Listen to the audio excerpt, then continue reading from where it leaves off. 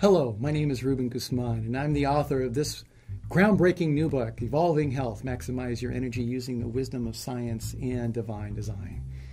And this is part 4 of about the truth about obesity.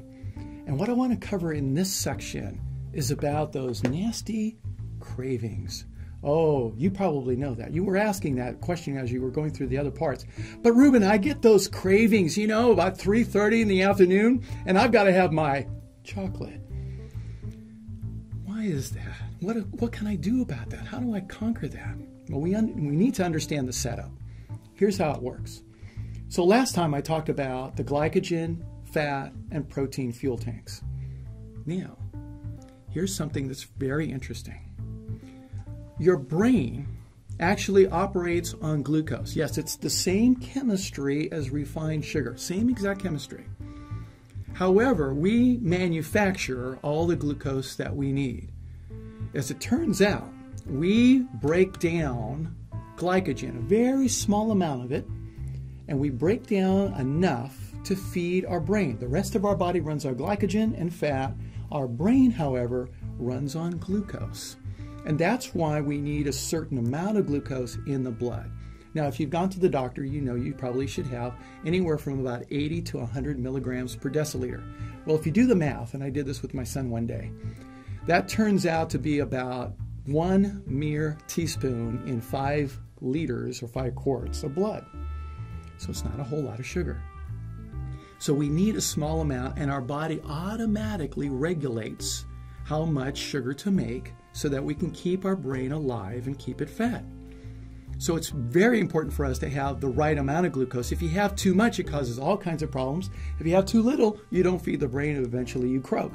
So you have to have the right balance, the right amount of fuel. So what happens is that when we get into the red zone and we drop our fuel level down too low, we now shut off not only the main fuel line of glycogen being used, but we also shut off the fuel line to produce glucose to feed the brain. So then what happens? The brain says, hey, wait a minute. I got to have some fuel here.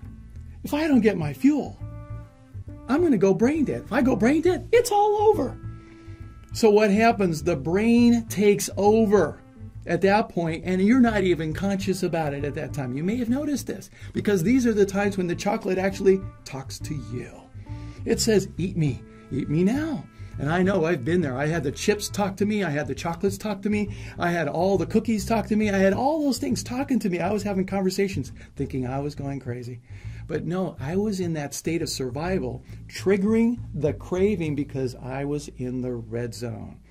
And your brain's got to have enough sugar. But the thing is, we never have just the right amount. No, my friends, we overdo it, don't we? I mean, one soda can of Coke or Pepsi is going to have 12 teaspoons of sugar in it. So we just dumped so much into the system that we overloaded the whole system, sending our whole system into shock.